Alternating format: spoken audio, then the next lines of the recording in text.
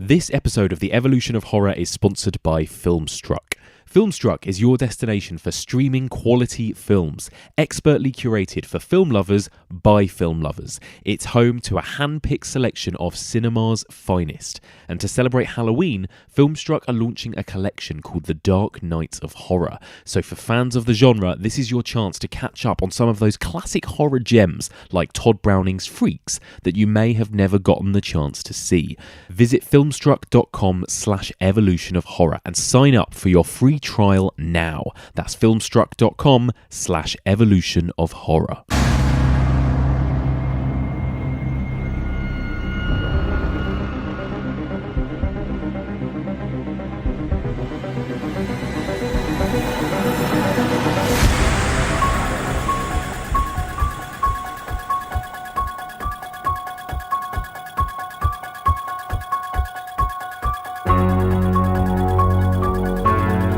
Welcome back to the Evolution of Horror. My name is Mike, and as ever, I am your host.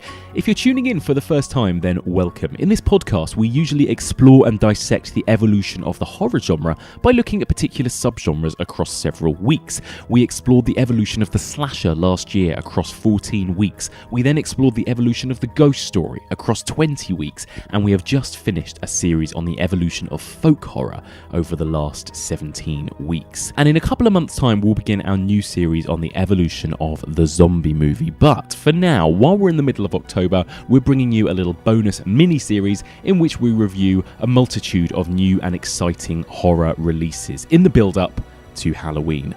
And of course, is there anything more exciting in the month of October than actually getting a brand new Halloween Michael Myers movie? Now, last year, in the middle of our slasher series, I sat down and chatted to film critic, host of the Empire podcast, Chris Hewitt, about all things Halloween and the Halloween franchise in general. So it felt only right to bring him back 1 year later to hear his thoughts on the new instalment. So this podcast is going to be split into two sections. There will be a spoiler-free section in which we won't reveal any major plot points. We'll just discuss our general thoughts on the movie and where it ranks in the franchise as a whole. And then there will be a post-spoiler warning section in which we'll get into the nitty-gritty. So here we go. Here is my chat with the brilliant Chris Hewitt. Okay, welcome back, Chris Hewitt. Hello. Hey, Mike. Hello, welcome back to my my little cupboard. It's been a year since you were last here. Or have you been here the whole time? I have been here the whole time, living within the walls. That noise you hear at night? Yes. I presume you just sleep here, right? I do. I might as well, mightn't I? Yeah. Thank you for being here on a mid-October day, which is like the middle of summer or something. It's hotter than hell right now. One of us is dressed very poorly here. I've gone for the full heavy t-shirt, jacket. It's a t-shirt at least, and a baseball cap. Yes. You've got a bit of a film director look going on right now. Well, this is my cry for help look. If you didn't see that, it's your nervous breakdown look. Well, yeah. If the baseball cap was off my hair, it's bad right now. But with a baseball cap on, it actually looks semi-cool. Yeah. With the long hair, and I'm not even going to call it a beard, but the attempted facial hair, with a little patch because I keep pulling at it. But anyway, it's yeah.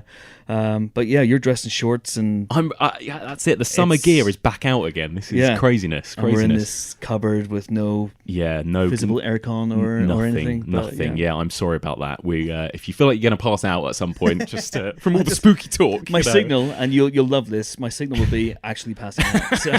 And I'll just be dragging you out by your feet. If I just go limp, then that's it. If I don't respond to one of your questions, I haven't taken umbrage. Yes. I've just passed out. Yes, amazing. All right, good stuff.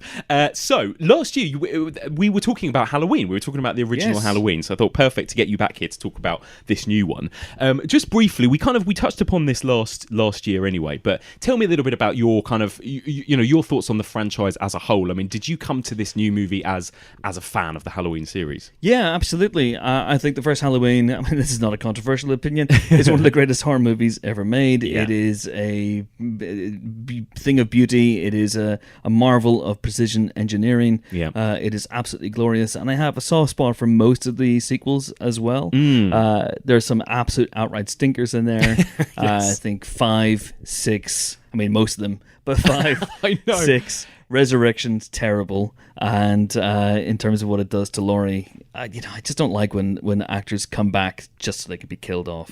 Let the character live on. Yeah, I know, and there's a lot of people. I'm not talking about the new film necessarily at the moment, but there's a lot of people that kind of always like to think that Halloween H2O was Laurie's end point. Let's forget that the next one exists almost. Yeah, precisely. Because I think probably Jamie Lee Curtis will want to acknowledge that it doesn't exist either. So that's exactly. Nice. If I was to put you on the spot now, if you were to rank them.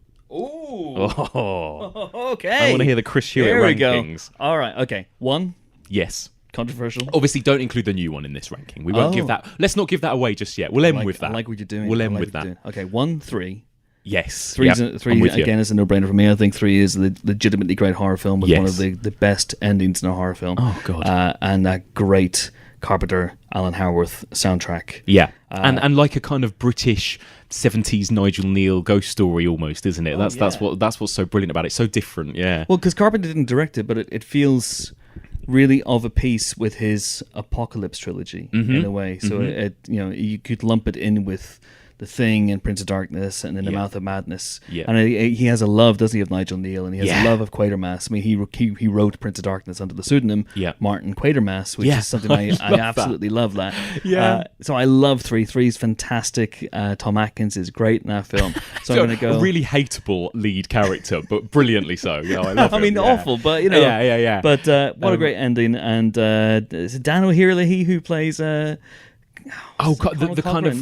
kind of criminal mastermind. Yeah, he's brilliant, isn't he? Whose master plan is nuts, but yes, but brilliant. And his kind of the way he's kind of disposed of at the end is nuts as well. Yes. But it doesn't make any sense. It was kind of like they had to end it. But anyway, this is like a Halloween 3 spoiler special right now. Sorry about that. Is crazy. No, it's great. Okay, so we've got 1, 3, 1, 3, and then I'm stopping. Yeah. 1, 3, H2O. Okay. Okay. Which I think is a very, very solid, very effective Halloween movie.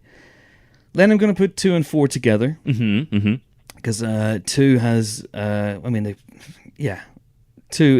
it lacks that Carpenter magic, but it's got some nice kills. Kind of solid slasher movie.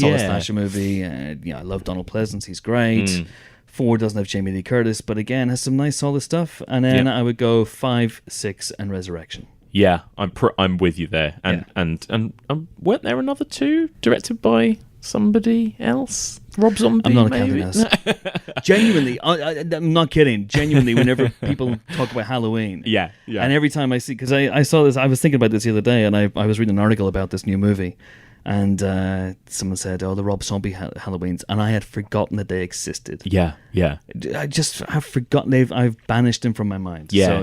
So those 2 movies, I don't count. Take them away. It's a weird one, isn't it? Because Halloween is the greatest slasher movie, and yet the series as a whole, I think, is one of the most uneven, crazy series. In terms of the amount it kind of retcons itself, the kind of varying quality. Oh yeah. It's crazy, isn't it? I mean, I think now if you take into account this new one as well, you're looking at kind of sort of 4 maybe different sort of timelines. You can either watch sort of 1, 2, and 7. You could watch 1, 2, 4, 5, 6. You could watch the Rob Zombie 2. You could watch 1 and then this new one. It's and somewhere Resurrection in there if you wanted to as well. It's pretty crazy, isn't it? So what was your reaction when you first heard about this new one, and that it was going to be David Gordon Green, and that it was going to be John Carpenter had kind of endorsed it, hadn't he? And sort of he was involved in scoring it and everything. I was surprised. I was excited. Nobody really knew at that point, I think, that Jamie Lee Curtis was involved. That Laurie Strode was coming back, which, given how she ended Resurrection or began Resurrection, was a surprise, I think, to everybody. Yes. And I was intrigued because David Gordon Green is obviously not known as a horror guy, but I know that he was very interested, and he was attached to the remake of Suspiria. Yes. Before Luca Guadagnino got his fingerprints all over it. And so clearly he's a guy who likes to straddle different genres. He started off as a really sensitive indie guy. Yeah. Then he segued into being the stoner comedy dude, and some of those to diminishing returns. Yes. But he's certainly a good director, a smart guy. So I was intrigued. I was probably more intrigued, I think, by Danny McBride's presence. Yeah. But clearly he's a guy who loves films and a guy who loves genre films. And so, fine. If they were going to reinvigorate it and turn it upside down, fantastic. Yeah. I think my biggest qualm, but we will get into it in a second, is the fact that this is called Halloween. Interesting. What, you think it needed a different... It needed a H4O different title. or something? Yeah, it needed something like that. It needed a Halloween something, or David Gordon Green's John Carpenter's Halloween is what it should have been called. Because it's not a remake. It's like the Thing prequel.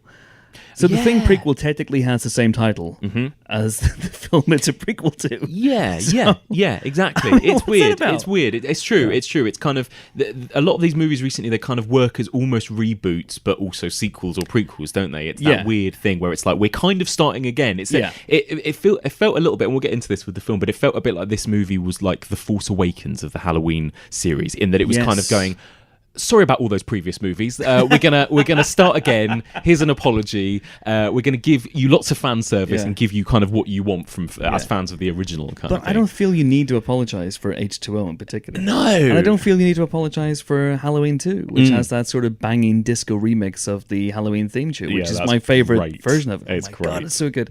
So I don't think you need to apologize for those. No. But hey ho. But I guess technically speaking, you can get away with it because Halloween, The Thing, are probably officially known as John Carpenter's Halloween, and John Carpenter's The Thing. So ergo, you can have a film called Halloween that exists in the same universe as another film called Halloween. It's going to be confusing. It's going to be confusing throughout this conversation, I think. We're going to have to try and specify as we go. Because if this film is saying Halloween 2 doesn't exist, yes, then this film becomes Halloween 2. Yes. So why not? They should have called it Halloween 2. That might have been even more confusing, mightn't it? I don't know. What would they have done? Yeah, it's a tricky one, isn't it? I was excited. Infinity War. That's always seems to be exactly. Yeah, I was excited by Blumhouse as well, actually, in a way, because I feel like they're a kind of stamp of quality in a way, even though they kind of do these kind of small, contained films. Yeah, they really are. And I think Jason Blum is very, very interested in kind of becoming the mothership for lots of the great horror franchises. So I think he wants the rights to Friday the 13th. Interesting. I think he would be looking to bring Jason Voorhees into the stable at some point. And Halloween is the sort of the dipping the toe in the water. As far as I can tell, we're doing this before the movie's opened, but as far as I can tell, it's going to be huge. It is, isn't it? Totally, yeah. Did you see it with an audience? I did. I saw it at the big multimedia in Leicester Square, and it was raucous. It was, people cheering, laughing. It's a crowd pleaser, isn't it? That's the thing. Well, that's the thing, because I saw it with a bunch of stuffy old film journalists. In a tiny little room 10 somewhere. in the morning. Yeah. And my experience must have been very, very different from yours. Right, yeah. That's interesting. Yeah, I think it will. I think it will do well, won't it? But a lot of people kind of, and again, we'll get into this when we talk about the film in more depth, but a lot of people were kind of going, it was more fun than it was scary, maybe. And I was thinking, is it now that... the Halloween is 40 years old now. Even Halloween H2O is 20 years old, which is terrifying, isn't it? But yeah, the idea of this kind of slasher. Do you think the slasher format is dated now? Do you think, or can it still work? No, it can, because there are moments in this film, I think, that very neatly capture how terrifying it is and how easy it is for a stranger. Doesn't have to be in a mask. Just could be a stranger to gain access to your home. Yeah. Where you think you're absolutely safe. Like the minute you get home, the minute you lock the door behind you, or, just for shits and giggles, maybe you don't lock your door, maybe you leave it on the latch and just see what happens. And but it's so easy for people to gain access to your home, either through the front door or windows or whatever, grab a butcher knife and have at it. And go to town, And go to town. And that happens a few times in this movie. Spoiler alert, Michael Myers kills people in this movie. God! Everyone in my family turns into a nutcase this time of year. Yeah, I mean, your grandmother is Laurie Strode. She was almost murdered. Wasn't it her brother who murdered all those babysitters? No, it was not her brother. That's something that people made up. Do you know that I pray every night that he would escape? What the hell did you do that for? So I can kill him. Okay, so basic plot rundown is 40 years. Because this movie has retconned Halloween 2 and the other movies out of existence, Michael Myers is famous for one thing and one thing only, going on a rampage on Halloween night in Haddonfield in 1978, in which he killed on that day he killed 5 people, but he killed 3 people on the night. And he, in the reality of this movie, he was captured. So at the end of Halloween, when Loomis shoots him 6 times, he falls off the balcony, and his body disappears at the end of that movie. But in this movie, it supposes that he was then almost immediately captured. Yes. And incarcerated for 40 years in a mental institution. And Laurie Strode has grown up and moved on with her life, but in a very, very different way. That she has become calcified, and she has become basically a prisoner of Michael Myers in a way. And she is convinced that he is going to break out one day and come to Haddonfield to settle old scores. Now, you'll love this bit, Mike, and I will love it as well, because we're podcasters. It's what we do. Oh yeah.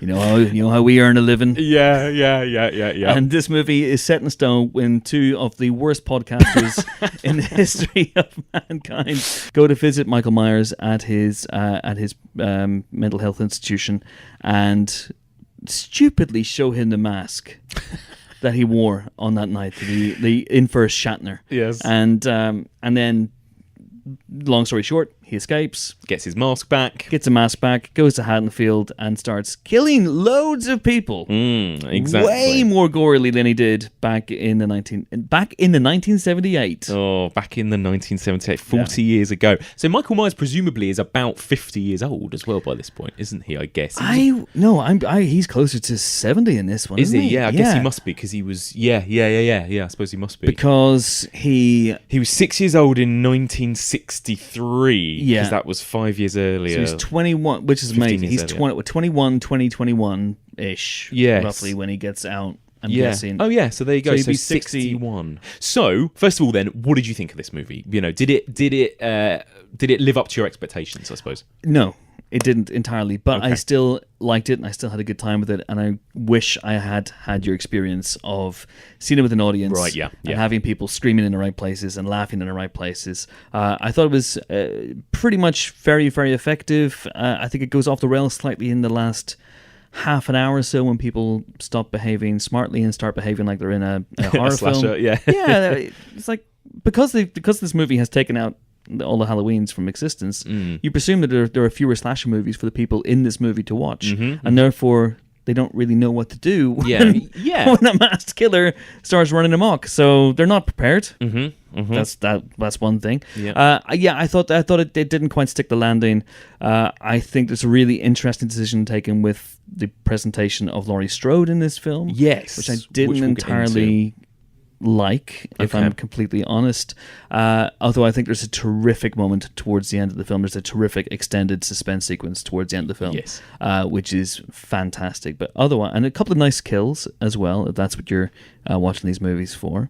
But by and large, I think that it is not as effective as H2O. Interesting. Okay. So your ranking then, it would be somewhere beneath 1, 3, H2O. Yeah, it would be, if we're going to do this, it would be 1, 3, H2O, then this movie, because it is a much, much better piece of filmmaking than Halloween 2. Yeah. Or indeed Halloween 4. Yeah. I agree. I think that I'm a bit more positive on it than you. I think it is my favourite of the sequels. I still don't think it's anywhere near the original, but maybe it is that the way in which we watched it. I was like you say, I was in a sort of raucous crowd, which made it really fun.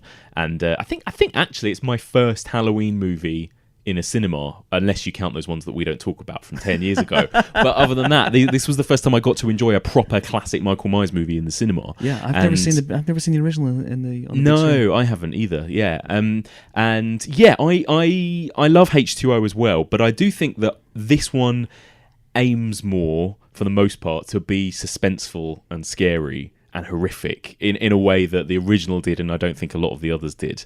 I was talking to someone the other day, actually, and I think it's interesting how you can almost track kind of horror trends and slasher trends by the Halloween series, because by the time Halloween 2 had come out, we were in the 80s kind of slasher boom, and suddenly they'd upped the gore, upped the body count, you know. Then you scoot forward to the sort of 90s, where you've got the Kevin Williamson Halloween movie, where it's all very knowing, and they're watching Scream on the telly, and it's all like Dawson's Creek cast and that kind of thing. Then you get the kind of torture porny Rob Zombie era of Halloween, and now you've got this kind of movies? No, forget it. And And now you've got this kind of, what, like we've talked about already, we're in this age of kind of, let's get back to strip everything back and back to, there's almost that kind of John Carpenter nostalgia that we're sort of drowning in at the moment as well. Yeah, although I don't think there's anything in this movie as elegant as any of the murder scenes that the Carpenter stages. No, definitely. Which is really interesting to me. I mean, there are attempts, and we'll get into this later on, but I think that one of the things this movie does, which is interesting, and I think maybe a little wrong-headed, is that it glorifies Michael Myers. Yes. A little bit. There are moments in this film where you're almost meant to punch the air because Michael Myers is back. Yes. Stabbing people and kicking ass. And that just feels wrong to me. Yeah, and especially considering I feel like the David Gordon Green and Danny McBride really made a point to say we want him to be the scary shape again. That's what he, because that's what we'd come so far away from, it felt like, in all the sequels. So yeah, we shouldn't really be rooting for him. No, we shouldn't be. And there should be moments that you're meant to be going, oh, he's back. He's back. He's got the mask. Oh, look, he's got a butcher knife now. The film makes a big point of that, going, he literally upgrades from like a hammer to a butcher knife, and you're meant to go, yes, he's back. It's like, imagine remaking Nightmare on Elm Street, and there's this big hero moment where Freddy makes the glove, and you go, yes, he's got the glove. He's going to kill some kids. Yes, that would happen though, wouldn't it? That's the thing. These characters from slashers have become the heroes. Haven't That's they? The thing. That's yeah, the thing. They become the selling point. They become the ISP. They become the thing that people identify in the movies by. But I was thinking about this on the way over. When I fell in love with these movies, I think I fell in love with them because of, and this is weird, I've always been drawn to the heroes of horror films. So horror films that for me end with a note of optimism, usually the ones that that would really click with me. And I think that, I was drawn to Nancy in Nightmare on Elm Street. I was drawn to Laurie Strode in Halloween.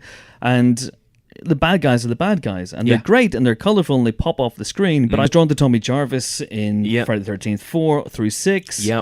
Wasn't necessarily watching those movies for Jason. I wasn't necessarily watching those movies for Michael Myers. But it's become a real sort of glorification of these characters. A real almost deification of these characters over the years, which doesn't entirely sit well with me. No, and apart from being a little bit, like say, it doesn't sit quite comfortably, it also kind of makes them less scary as well. Crucially, that's the point. I mean, that's what it was quite nice about the Scream franchise, was that it was really Sydney's story, and then you got different people in each film, donning the mask or whatever. Yeah, absolutely. And Ghostface remained scary all the way through, precisely because you didn't know who they were or where they were going to emerge from any time at all. But now you know Michael's MO. Yeah. You know Jason's MO. Yeah. It makes it less scary. And of course, Freddy became a wisecracking figure of fun by the end, R.I.P. Freddy, I know. You'll be back. So, I mean, and I wonder whether they were kind of almost commenting on that in this film, this kind of like the podcasting characters and this kind of obsession with serial killers maybe, or something that we're in at the moment, kind of, but it doesn't quite go far enough maybe, One of the problems that it has is because it has erased Halloween 2, 4, 5, 6, hang on, let me get this right, 7 and 8 from memory. Michael Myers is no longer this legendary, almost supernatural figure who can escape any prison cell, any ambulance, and kill a whole bunch of people. So the body count, I've never counted it up, but the body count he racks up over those movies would be huge. Got to be huge. It's got to be 30, 40, maybe even more than that. But because it makes the decision to retcon all that out of existence, like Thanos clicking his fingers, it's just blinked out of existence, and Halloween is the only movie he's left. So he's only killed 5 people, 6 if you count Judith Myers on right back at the beginning of the first Halloween, and I'm not sure that makes him a figure of legend. It's interesting. I thought that as well, and that was the thing I was wondering about when I watched the trailer and before I saw the film. I thought, why is he still built up? I mean, I know obviously I don't want to downplay Laurie's trauma and everything, but in some ways it made more sense to me what Laurie was going through in H2O, where she had that whole night as well as at the hospital, and she was being properly pursued by her brother. Then and obviously the whole town would know about that a bit more. It would have become more of a mythical night, in 1978, whereas now it's been 40 years. Can you believe that night? That was my tough. God. Wow. We're about, if you count Halloween 2, it would be like, we're about 28 people were slaughtered. But now it's like, 40 years ago, 5 people were killed. And I don't want to downplay that, but would it be the stuff of legend, like you say, that it still is thought of? There is a line in the movie to that extent, I think. And I talked a little bit to David Gordon Green about this when I spoke to him for the magazine. We live in an era, and where almost every single day you will hear about a mass shooting in the States. Yes. In which more people died Yeah. than Michael Myers killed. And so how can he be scary in the wake of that? And I'm not making light of that in any way, shape, or form. But it is interesting to me, like, how can you make this character legendary to the point where the Will Patton character in this movie, when he hears Michael Myers is out and on the loose, he shits his pants and realizes what's happening. Most people don't care. Most people just think, oh, it's a guy with a knife running around 40 years ago. That to me is an interesting choice. I don't think it entirely worked. So. Yeah, it's an interesting one. And that's kind of what I mean as well by the whole slasher idea as to, is that even scary to us anymore, sadly? The idea of somebody getting knifed or something, like you say, it's not necessarily maybe as big a thing as it was 40 years ago. So we'll move on to spoilers in more depth in just a second. But I think generally, I just want to say some of these sort of nitpicky things for me are just nitpicks. Actually, generally, I really enjoyed this film. It's good fun. I think, it's never going to be up there in my films of the year, like in the same way that Hereditary or A Quiet Place are, or those movies that really kind of did something new and exciting and different. But this is just a really solid slasher movie, and that's something that we haven't had in quite a long time. And it's also a really solid Halloween movie. So I just think generally it's a great fun time at the cinema, and I think that most horror fans out there are not going to be completely disappointed by this movie. I think, everyone's going to have their own little nitpicks. I think Halloween is a franchise or a product that is very dear to a lot of horror fans, and so I think, that this movie's under a lot of pressure to get everything right, and it doesn't succeed on all levels, and we'll get into this more in spoilers, but I think in some ways, what more could this movie have done? I think it's, pretty much as good as a Halloween film made in 2018 can be, because I personally think that this whole format is a little bit dated now. I think, there's a reason why these movies were being churned out in the 70s and 80s, and they're not anymore. You don't believe in the boogeyman? He's here! Michael! You should. Okay, cool. Well, just before we get into spoilers as well, I just want to ask you, we won't give away anything about the end at this point, but I just think, what do you think now is the future of this series? Do you see... Is this the start of a new Halloween series, basically? Are we going to get a whole slew of Michael Myers movies again? I would say so. Yeah. I mean, it depends on how this one does at the box office, but if it does as well as I have a feeling it's going to, then I don't think they can do anything else. Yeah. I would still love them to do what Carpenter originally wanted to do and make just an anthology. And I thought, just different movies that just happen to be set in Halloween, and whether that, now and again you can have Michael Myers, or you can have, Laurie Strode. You don't even have to tell... you don't even have to tell stories set in this timeline. You can investigate different eras and different things, and I don't know. Maybe I agree. And again, Blumhouse. It feels like the perfect people to do that, doesn't it? Yeah. A different scary story by a different director every year on Halloween, and call it Halloween. Whatever. Be a great idea. Yeah. But this will do so well that How they'll confusing would that be? Michael Myers, won't they? That's the thing. Of course they will. Every year they release a film called Halloween. Yeah. That's it. No number. Yeah, it's true. That would be brilliant, wouldn't it? Yeah. You could play like Halloween roulette and just, in about 6 years' time, and just pick one and see what it's going to be. Yeah. Oh no, it's a Rob Zombie. Yeah. one. Oh God. No. All right. Well, let's get into spoilers then. Let's talk about some of these moments in more detail. Hello there. Now, before we get stuck into Halloween spoilers, I wanted to take a moment to recommend this week's sponsor, Filmstruck. Filmstruck is the place film lovers go to stream films and celebrate the best of cinema. It's curated by film lovers for film lovers. The library contains a broad and diverse selection of quality films that will broaden your cinematic horizons. Since I've signed up for it, I've been able to catch up on all of the movies that I kind of knew I always should have watched, movies on my bucket list, but I never had got the chance to watch yet.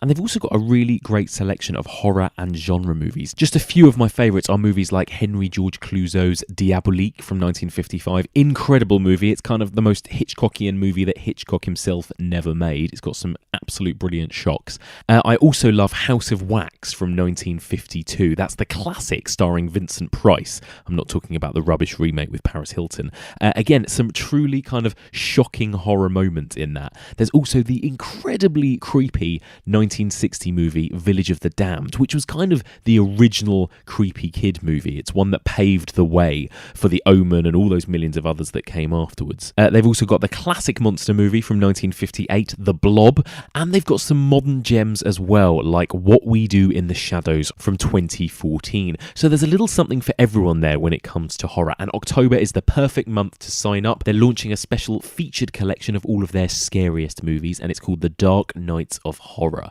Visit filmstruck.com/evolution of horror and get stuck in. It won't cost you a thing for the first couple of weeks. You can sign up for a free trial and then take it from there. That's filmstruck.com/evolution of horror. Right, let's return to my chat with Chris Hewitt as we delve into our spoiler section for David Gordon Green's Halloween.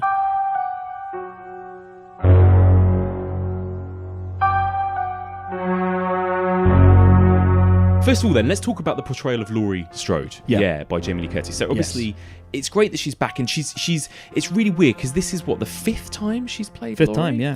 But it's almost a different character every time, in every film, I suppose, in a way. But this feels like they've deliberately tried to make her very different, haven't they, to the sort of previous incarnations that we've seen? Yeah, so this Laurie is certainly someone who has been deeply, deeply affected, deeply wounded by her experience on that night, as you would be. Yeah. Absolutely. And applause for that, because not many horror filmmakers will really go into the psychological impact that the events of that night would have had on their characters. Yeah. Most horror film heroes would just fall apart. Yes. You'd imagine, because they go through a lot of stuff. I always feel a lot of them would be arrested for the crimes that have been committed as well. Yes. But yeah, she's lived a life. She hasn't moved away from Haddonfield, which also interested me. But it's certainly very, very relevant because it's a movie about someone who was attacked by a man 40 years ago, coming face to face with her attacker. And that is very, very relevant. You know, I think I watched the film the same day that the Brett Kavanaugh hearings were going on. And it just felt alarmingly relevant to me. Not to draw a line too much between what is happening in real life and, you know, ultimately a silly film about a bloke in a mask killing people. But they really have tried to up the ante there. And so this Laurie is quite, she's brittle, she's quite hard, she's not a fun character to spend time with, I would say, and that's certainly the experience of most people in the film as well. So her daughter, played by Judy Greer, and her daughter's husband, and indeed her granddaughter, all have a strange relationship, a very antagonistic relationship between mother and daughter. And basically she's lived her life, the 40 years since, convinced that Michael Myers is going to come back and try and finish the job, and so she is ready and waiting for him when that happens. Yeah, which is interesting. There's a lovely inversion of this movie where she becomes the shape for Michael Myers. Yes, in a weird way. It even replicates the falling off the balcony and the disappearing. Yeah, and we'll get into that because there are so many nods to almost all of the films. I think I'd have to watch it again, but I'm sure that I saw a nod to Halloween 2. I think at one point the masks from Halloween 3, you can see them. I didn't see those. Okay. Yeah, because there's actually in the end of the credits there's a recognition of the make of masks or whatever it is from Halloween 3. Oh, really? So, yeah, and I think they've filtered them in. There's that scene in the toilet which was quite H2O like, wasn't there? The sort of cubicle. Yeah, I mean, and also that's very original Halloween. Yes, as well. Yeah, that's really interesting, and I think the idea that we can go spoiler here, can't we? Yeah. The idea that the doctor, whose name I've forgotten, but I will just call him Shit Loomis, is a Michael Myers cultist. I mean, that kind of nods to 6, in which is a cult of Michael Myers going on, and I guess that's something that would be accurate. I imagine as well. A lot of notorious serial killers in the States have people who are deeply attracted to that. I do think that was, for me, the low point of the movie, though, when he donned the mask. And there was that, and it was just like a little set piece, and then it was done, and it was like, what was the point of that? For a split second, I thought, hang on, have they killed Michael Myers? Yeah. And it's the rest of the film, this shorter bloke running around trying to kill people. It was really weird. And was the whole scene therefore just to help Michael Myers escape the back of that car that he was in at the time? It was just a very strange, isolated moment, wasn't it? It was very strange. I mean, I have to say, I was torn between going, oh, that's actually quite clever. I'd quite like to see how that plays out. Had it played out, yeah. And then also, no, this is the worst idea ever. So please stomp his head to mulch at the earliest convenience, please. Which Michael, of course, duly obliges. Yes. Yeah, that was an interesting idea, but I guess it also explains why we don't see Michael escape in the first place. So we don't see the bus crash, the prison bus crash, because presumably he helped Dr. Shit Loomis. What is his name? Do you have his name? You might, Michael. Yeah, of course. Yeah. Sorry. No research has ever. So let's just call him Doctor. Okay, not Loomis. Doctor Not Loomis. Doctor Not Loomis. And presumably, then he, fugitive style. Yeah. He must have done something to the guards and knocked the prison bus off. Its course. But Michael chooses not to kill him at that point. So I was also thinking, okay, is this like a little sort of serial killer slasher movie buddy thing going on? It's a very Pineapple Express. It's very David Gordon Green. It is, isn't it? That would have been really interesting. There's a moment where like a Maniac Cop 2 goes down that route for a little bit, where the Maniac Cop teams up with this serial killer bloke, just for a while at least. And I thought maybe that this could go down this route where it's Michael Myers and his little pal, and perfect. Yeah, why not? Like a sort of Lenny and George type thing. Why not? Take him out to the lake and dispose of him at the end. One giant hulking figure. And then the mouth, brilliant, go for brilliant. it. But then he squashes his head. And then he squashes his head. Yeah, it was a very odd moment, that, and I'm pretty positive on the film as a whole. But that moment, I was like, what's happening here? What is the point of this? Yeah, well, because the movie at the beginning goes to great lengths to show that Michael Myers is human. Okay, so. The end of Carpenter's movie, it begins to suggest that there might be something more to him. He can take 6 bullets at point blank range from Loomis and still disappear, and the movie ends with him alive, and you're not sure what the hell's going on. Yeah. And the stuff he survives in the course of the original Halloween timeline. It's kind of crazy. Yeah. And I think it's fairly clear by the end that there's something else driving him. That's not just his indomitable spirit. This movie goes, no, okay, he's older. Yeah, he's older, but he's still very focused. But it gives him this almost supernatural, superhuman strength almost out of nowhere. Yeah, really, to the point where he can just kick through a grill in a cop car. Never been in the cop car, but I'm guessing that's not easy to do. No. And then he crushes a man's head, and he gets a drop on 2 cops, even though they're 10 feet away from each other, and rips one of their faces off, all that sort of stuff. Like you're going, okay. It's interesting, isn't it? And also, like you say, he's very focused, but what I wanted to know is, what is he focused on? What is his goal? Because, again, they've taken away the brother and sister thing, so I'm presuming he's not interested really in Laurie Strode, of this one girl that he met actually for about 5 minutes 40 years ago. Yes. In a closet. Like that's it. So, is it just that there's that moment when he reacts to the name Judith, and is it just like the tagline of the original? He just wants to go home. He's just going back to the old Myers house, and that is all he's driven towards, and he sort of kills people on his way. I don't know, but I kept trying to think, like, what is this ultimately leading to? Because I think what the H2O stuff had was that there was this relationship between them both, wasn't it? That he was kind of seeking her out. But it doesn't feel like he has an end game. It doesn't feel like he even has a sort of idea what he's doing, really. He's such a... And maybe that's the point. Maybe it's just that he doesn't need a motive and he is just, out there killing people. But then you could also argue then why bring the Laurie Strode character into it. Because they're setting off on almost 2 parallel paths in a way, and the only reason they collide in the movie is because she seeks him out. And it's kind of weird because you get the sense that she means nothing to him. Really, we keep being told that she's very important to him, and people keep telling us, "Oh, Laurie Strode, you must be wanting to kill Laurie Strode, Michael," and he's unknowable, obviously.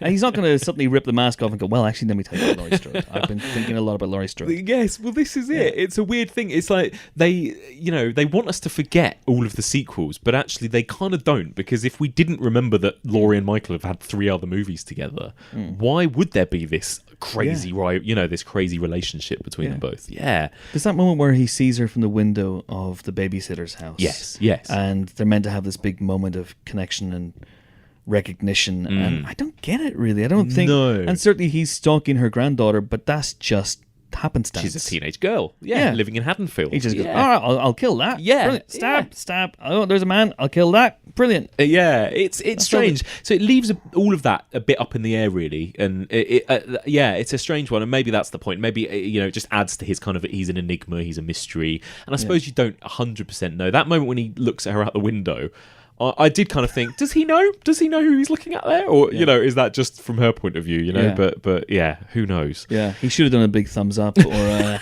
wave. Or a wave or a Laurie! Yeah, oh my God, it's been forever. How are you? How are the kids? Yeah, I heard you're a grandmother now. Listen, I'm really sorry about that night. Yeah. It was a huge mix-up. I'm so sorry. How's the knitting coming on? Yeah, exactly. Yeah, it was very, very strange, that whole relationship. But I get it. And again, it kind of is almost more like fan service, the whole bringing back Jamie Lee and bringing back the... And I think they tried to... what I quite liked about her performance was that they did kind of make her look very much like the original Laurie Strode. They gave her the Laurie hair from the original, not the kind of short Jamie Lee Curtis hair that we're used to. Yeah. And you could tell she had that kind of slight timidness to her that the original Laurie did, which H2O Laurie did not have at all. She was totally badass, True Lies Jamie Lee Curtis, as opposed to, Laurie Strode, I suppose. That was the thing. He's waited for this night. He's waited for me. I've waited for him. Get out the room! Get inside! I think you have to relate to the heroes of horror films in order to root for them, in order for you to want them to be alive. It's not just enough that they're not the bad guy. You need to like them in some ways. And this movie, I thought, actually did a decent job of fleshing out most of the supporting cast of cannon fodder. Yeah. And again, I like you, Mike, I've done no research. I know no character names. Oh God, this is terrible, isn't it? The granddaughter, our sort of main new final girl. She was good. She was good. She was fine. I liked her boyfriend. He turned out to be a dick. Yeah. He didn't get killed as well. Didn't get killed. Surely he deserved to die. He did not get killed. It just shows Michael Myers is random, and he didn't run afoul of Michael Myers. No, that's it. Judy Greer was good in this as well, because I do feel sorry for Judy Greer. I feel like a lot of the time she gets quite thankless roles, and I thought for the bulk of this she was going to get quite a thankless role, but she kind of got a quite fun. They get a kind of fun ending together. The three generations of Strodes there together. They do, although the ending does beg a question. Yeah, go on. Which is, she does that fake out with Michael Myers where she's sobbing and going, I can't do this, and she's got the gun, and she's been trained all her whole life to handle firearms, and she fakes him out, and he comes, I'll just kill you then, and she goes, haha, gotcha. Yeah. And it made me think, hang on, so is everything a fake out in a weird way? As the whole... They've been training for like 40 years for this. Has she gone full method with her mum? And her mum's just gone, look, okay, so you and I are going to have an antagonistic relationship in public, because whenever Michael Myers comes around, because he will come around. He'll be looking through a window. Yeah, and he will come around and he'll kill your husband. And if you think about it, I am actually responsible for that because I drew his attention to this house, which is why your husband... Anyway, it's not important, but... Just pretend that all the antagonism's just gone away, and you're just pretending all along it's just been a whole big con job. One great big long con. I love that. Yeah. If they just high-fived each other at the end, they're like, 40 years of method and it's paid off. Yeah, amazing. I did like it, and again, that was a big whooping, cheering crowd moment at my Leicester Square screening when she shoots him in the shoulder. No, he gets shot in the shoulder. Yes. And he gets shot, and she shoots him in the face. Yes. But he's okay because the power of Michael evil. Myers. Yeah. How does he actually? Oh yes, they blow up the cellar, don't they? Yeah, they burn him alive, which contravenes the first rule of these things, which is make sure you can see the corpse. Yes, absolutely. And you're asking about, do I think there's going to be more of these movies? Of course there will be. Of course there will be. Yeah. I reckon that might be Jamie Lee's last one. I get that feeling. Yeah. But we thought that with H2O, didn't we? We did. Yeah. Came. It's true. This felt like it felt like a Laurie Swan song, but who knows? Maybe it isn't. So what do you think of the kills then? Let's talk about what I quite liked. It took its time before you get to the kills. There wasn't like a kind of opening scene murder set piece or anything like that, but I think the first on-screen death is that child Yes. in the car, which I thought, wow, this is going to be, that's bold. I think that might be the first time in the series that you've actually seen a child die on screen. Judith. He kills Judith immediately. Well, she's not a child. She's a teenager. Yeah. Absolutely. But I was thinking that because that sequence was focusing very much on that kid, and I thought, are they going to? Are they going to kill? Oh, they've killed the kid. Yeah. Oh, that's interesting. Yeah. Okay. And kind of grabbed from behind in the car in the same way that we see the first murder happen in, well, not the first, but the first of that night happen in Halloween in the original, don't we? Annie? Yeah. Is it maybe Annie? Classic Michael Myers. It's a classic Michael Myers. It is. It's just classic, isn't it? You just want to, freeze frame it, do a slow-mo action replay, have pundits going, that's just classic Myers. Look at him here. He's in the back seat. The victim is completely unaware he's there. Then he pops up. Look at that textbook Myers. But what he does, he kills loads of people in this movie just by strangling them and breaking their necks. Yes, and again, I suppose that does go back to the original of that was how he killed quite a few people, wasn't it? He killed the girl on the phone when he had the sheet over him by strangling. He killed the girl in the car by, I think, strangling. He's not always a stabber. He's not always a stabber. No. He wasn't classically a stabber, was he? So, yeah, again, I think they're trying to kind of get back that original... I mean, what about the fact that, this idea of him being the shape and him... what's so brilliant about the original is no matter how many times you watch it, you can still spot... I discover him in more and more shots, in the background or, in the window or something. I love that about it. And the way it was framed or, a light would turn off and you just see that white mask in the background. Do you think they kind of achieved that this time round? The kind of his omnipresence, I suppose. Yeah, I did. I have to say I was a little disappointed that we didn't see how he gained entrance to the babysitter's house. With the young kid in the room. Yeah. Because that would have been quite interesting. But this my point about the idea of the film treating him almost as the hero of the film for a certain stretch. Yeah, that it's meant to be almost celebratory. You have that tracking shot where you get to see him in one single shot. You get to see him roaming through, going around the side of a house, into the house, and then stabbing someone through the neck, which is way more graphic than anything Carpenter did. Way more. That feels weirdly like a punch the air moment. It feels like Michael Myers moment. I think you're right. That was like it was like the night has begun. It was that long, like you say, long one take tracking shot of kids trick or treating, and it was all the music was kicking in, and it was very much like we're back, everyone, wasn't it? Yeah.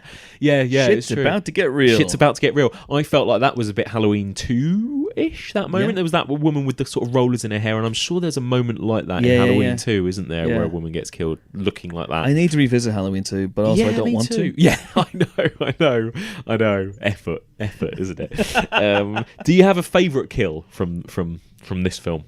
A favourite kill from this film? Can I say I didn't like the way Will Patton went out.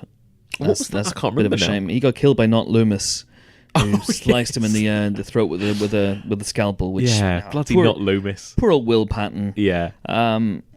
Probably the one that was most impactful from a suspense point of view was.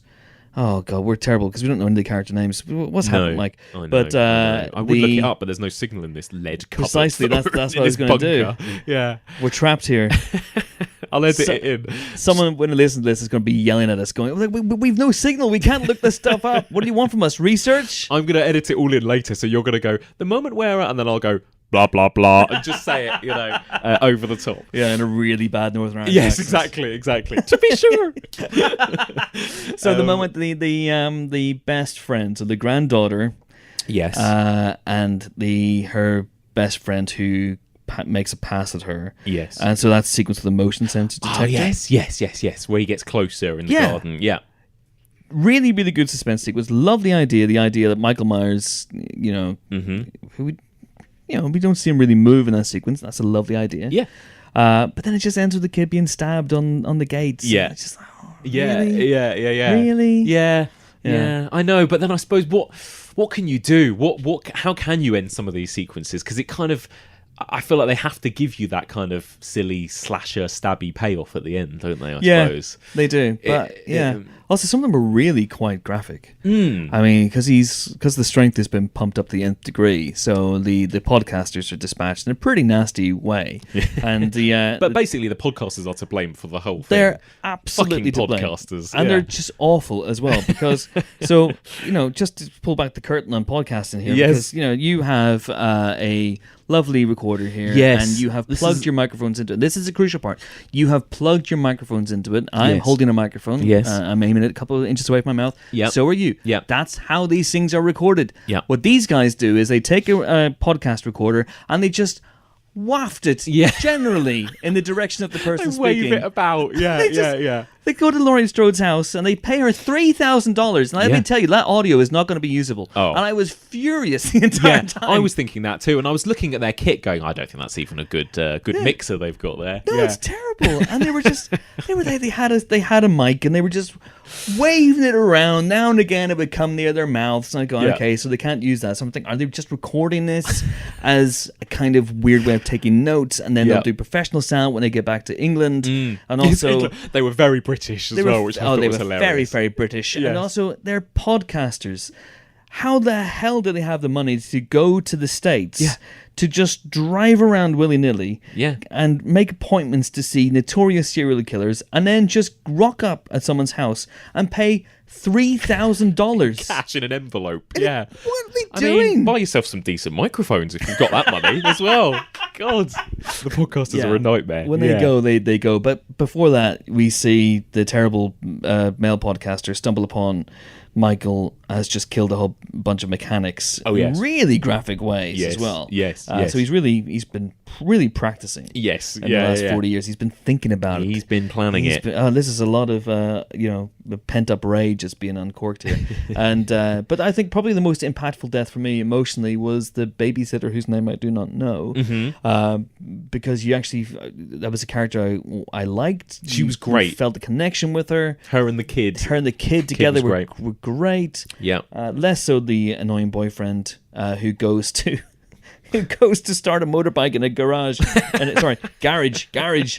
Start a motorbike in a garage just so he can drown out screams. I love that. Yeah, the arsehole boyfriend. Yeah. It was great. I actually do think that little kid was great. He was a great highlight, wasn't he?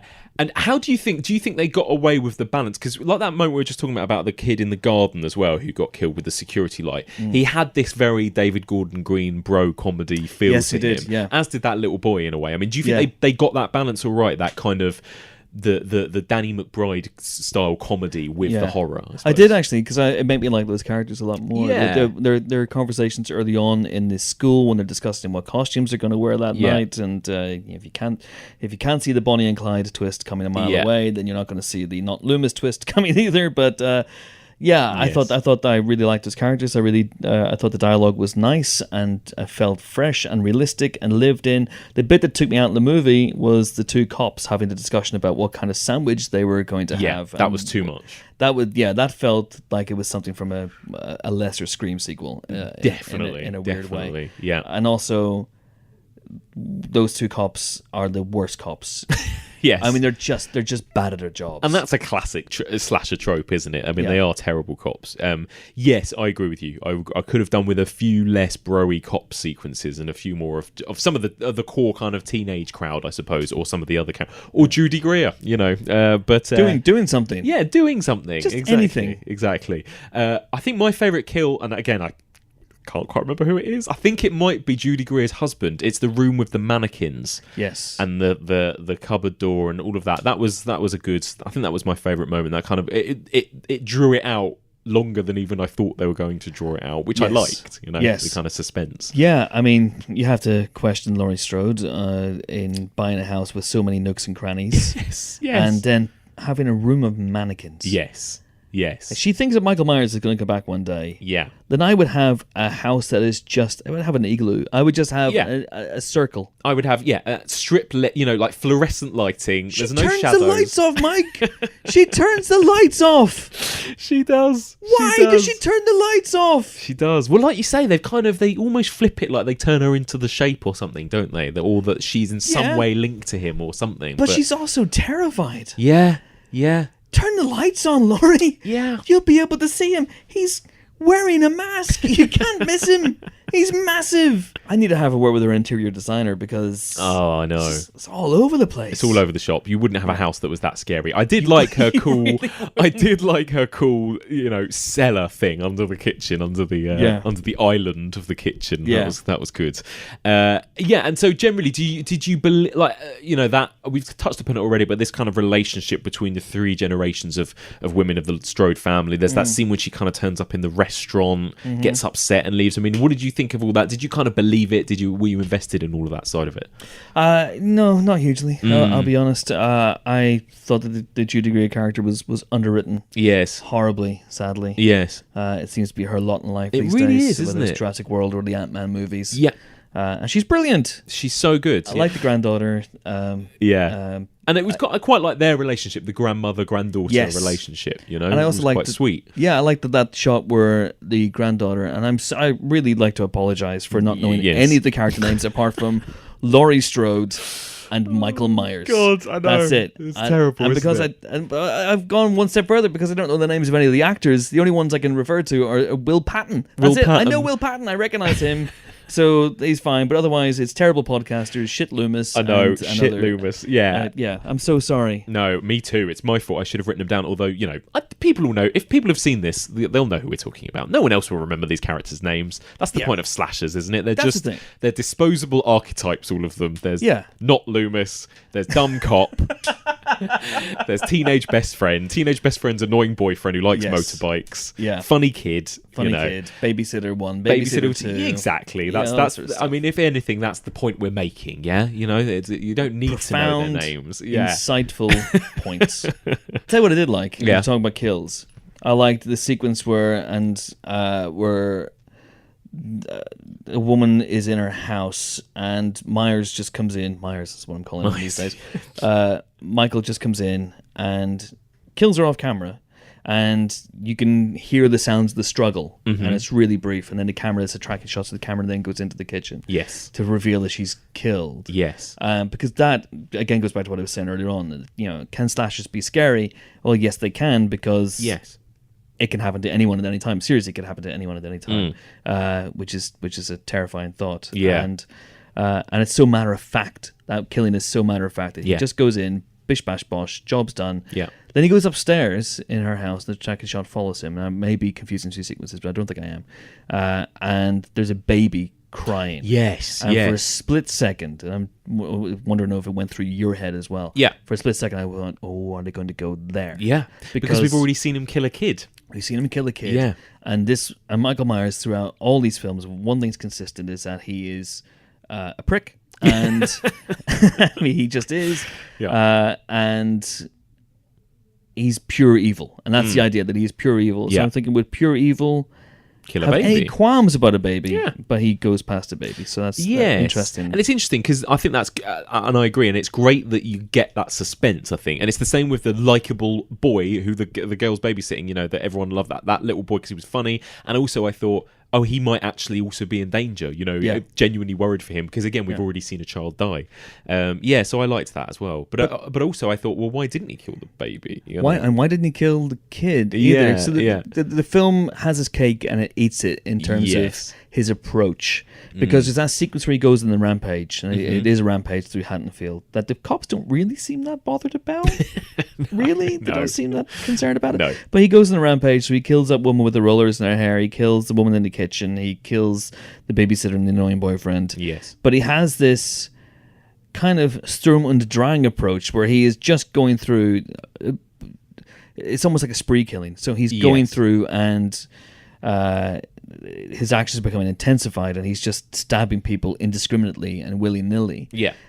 But then he goes back to full stalking shape mode. So God knows how long he was in that wardrobe, hiding from the closet, rather, hiding. Yes. So the kid's seen his face, so clearly he's peeked out and gone, "Hello!" Yes. But the Michael Myers we've seen in the last 10-15 minutes would just have killed the kid. Was just rampaging. Yeah, you're right. That's true. If you think about it, why does he do what he do? Why does he decide to just off people without warning sometimes, and then other times plays kind of hide and seek for a few hours first before offing them? Of course, that goes back to the original movie. Man, he spends hours in daylight just looking at just Laurie watching. going, "Hello." Yeah. Like kind of coveting, I suppose, which is what he does. And I did like that moment again when you know the kid is looking in his wardrobe and you know that he's in there. That kind of tapping into that proper child's fear of the boogeyman in the wardrobe. You know, is great. I really liked that. Wish it hadn't been given away in the trailer.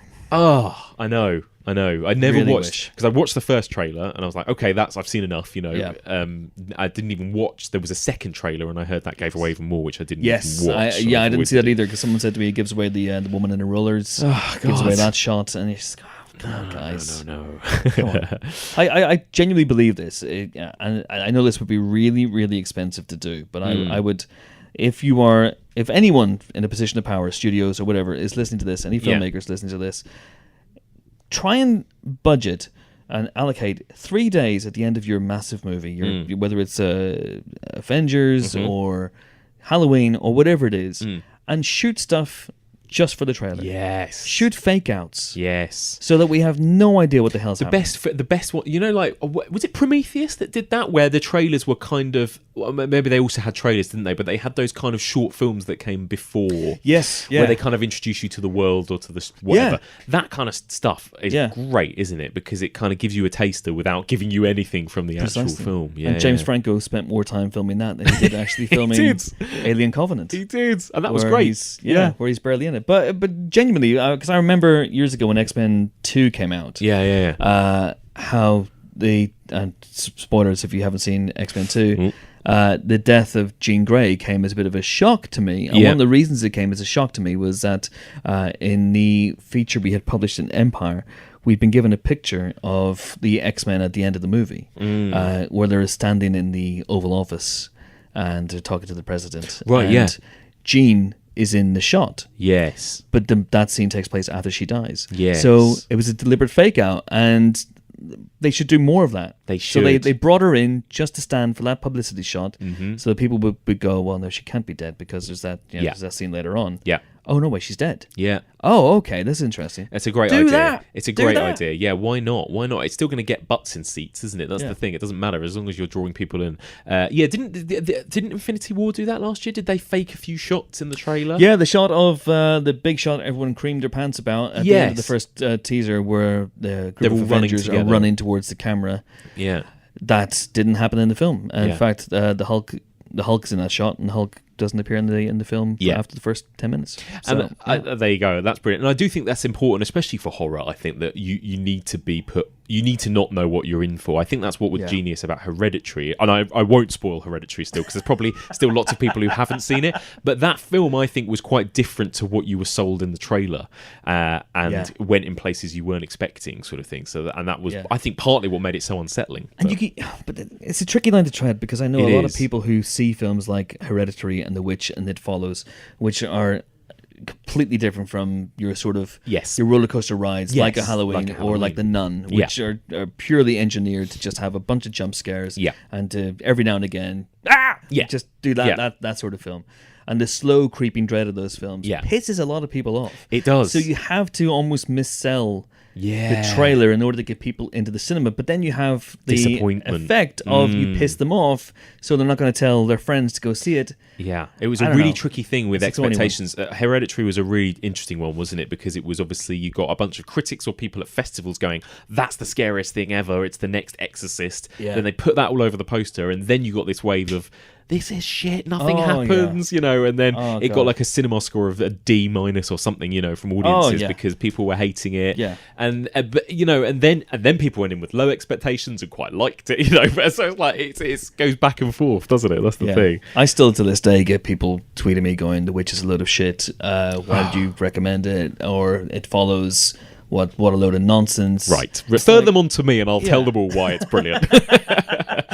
And that's why I think this film, Halloween, is going to do super bucks, I reckon, don't you think?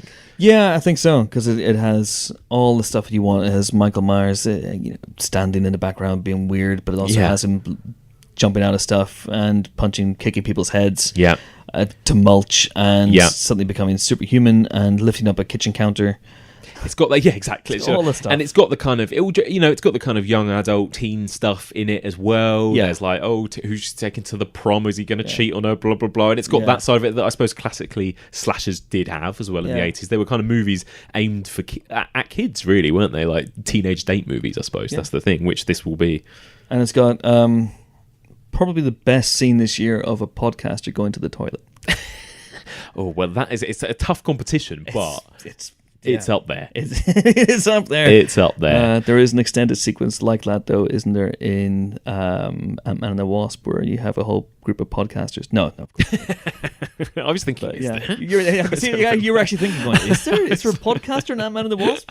Do they go to the toilet? I really don't. Are they really small? I don't remember. Tiny podcasters. Tiny podcasters. Amazing. Yeah. So, I mean, overall, then you're a kind of mixed sort of. I'm mixed. It's a weird thing because I was really with it for an hour and a half or so, and some bits were taking me out of it. And I'm not on board. I absolutely get why they're portraying Laurie in this way, but I'm not entirely on board with it, and I didn't enjoy spending time with the character. And I get what they're doing.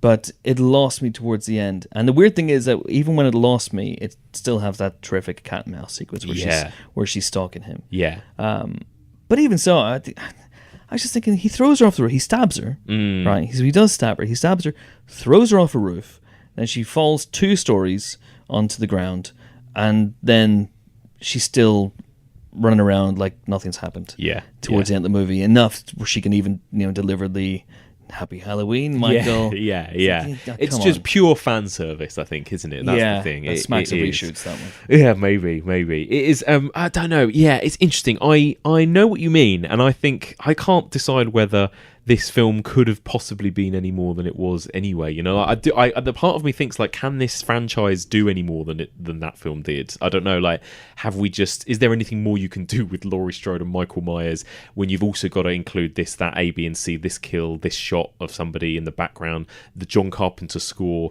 It's almost like. Which was a good score. Good score. Good stuff. Good to hear those themes again. But that's it. Like, we kind of enjoy that more than we are scared of it now. I wonder whether it will ever still have its power, no matter how good a director. But then again, you saw it with a group of people, and they were presumably squealing and screaming in the right places. Absolutely. But I think more laughing and cheering than Hereditary. Oh, I'm shitting myself kind of thing. Yeah. But again, I suppose that's the point of it. That's the thing. I think the idea of somebody breaking into your house, like you say, is very real and very scary. But I wonder if now we get more of that with movies like The Strangers or those kind of home invasion movies more than the kind of dated slasher format. I don't know. Yeah. I think you're. That's a really good point. It's an interesting one. I don't know. I just wonder if the whole idea of the slasher is now just almost too self-parody, kind of post. I don't know. It's tricky. I don't know. I think there's something really interesting. I think that the character of Michael Myers is a fascinating one. Yeah, and you have to, I guess, tread that fine line between filling in too much of his likes and his dislikes and his background and what is actually driving him, and having him be this really scary, unknowable avatar of evil. Yes, in a way. But I just don't know that I don't know that Green and McBride and the other co-writer really pushed it as far as they could push it. Yeah, maybe. To be honest. Maybe. I think it feels to me like one of those characters you could drop into a number of situations. Yes. And have it be interesting, like a Quiet Place, for example. A Quiet Place is such a lovely concept that you could have. The sequel doesn't have to have Emily Blunt and the farmhouse. No, it's and just all in that world. Yeah, it could be set anywhere with any number of characters in any situation. Yeah, and I almost feel like Michael Myers is a bit like that. And the franchise itself has had a bit of a paucity of imagination when it comes to comes to him and when it comes to what he could do. So you could just have an entire movie set in the hospital where he is being kept. Yeah. Like, what is it about him that lures and corrupts Not Loomis, Dr. Not Loomis? Yes. Who is so patently evil and insane from the moment we first meet him. Yes. That I'm not entirely sure why they try to try to pull that particular rug pull off. No, it was very But weird. what is it about him that corrupts? This character who doesn't speak, who killed just 5 people 40 years ago. Yeah. What is it about him that has driven this doctor insane to the point where he himself is willing to kill in order to try and experience a little bit of what Michael Myers has gone through? And this movie doesn't explore that. No, it doesn't. And it just treats him as this stabby figure of fun, really. Yeah. I'm not saying it's poking fun at him. It's more like it feels like we're meant to enjoy his kills in a way that we maybe haven't in the past. Yes, although we certainly didn't in the first one at least. Yeah, you're right. Well, we'll probably be back here next year, Chris, discussing the next one. Maybe maybe the next one is going to be the origin story of Not Loomis and those two together in the hospital. Fully on board. Yeah, we'll be on board. Amazing. Well, thank you so much once again, Chris, for joining me. Where can people find you if they want to come find you, not in a cupboard, but if they want to find you on social media? Yeah, thank you. Don't find me in a Michael Myers style. You can find me on Twitter as @ChrisHewitt, HWITT. Lovely. My name will be spelled on the blurb, and you can find me every week on the Empire Podcast, which is the podcast of Empire Magazine, in which we discuss films. And you've got a Jamie Lee Curtis interview on this week. Yes, it's out today. So if you want to listen to the Empire Podcast, you can hear me talking to Jamie Lee Curtis about the movie. Amazing. And also, if we got Jerry Butler talking about submarines. Oh, well, there you go. What more could you want? Amazing. Everything's coming full circle. Thank you very much. And there we have it, a big thank you to the brilliant Chris Hewitt. So great to be joined once again by him. He's the busiest man on earth, so I am eternally grateful to him for joining me to discuss that movie. So, what did you think of Halloween? Was it everything you wanted from a Halloween sequel? Did it exceed your expectations, or were you disappointed? Get in touch. I'd love to hear about it. Email me. The email address is evolutionofhorror@gmail.com. You can find us on Twitter @evolutionpod or on Facebook. That's facebook.com/evolutionofhorror.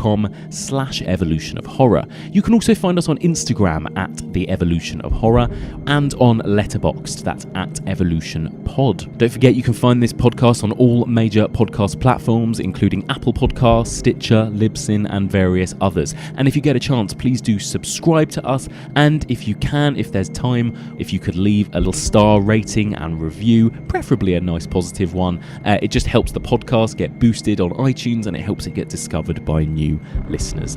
But that's it for now. Join us again very soon for another Shocktober entry of the Evolution of Horror.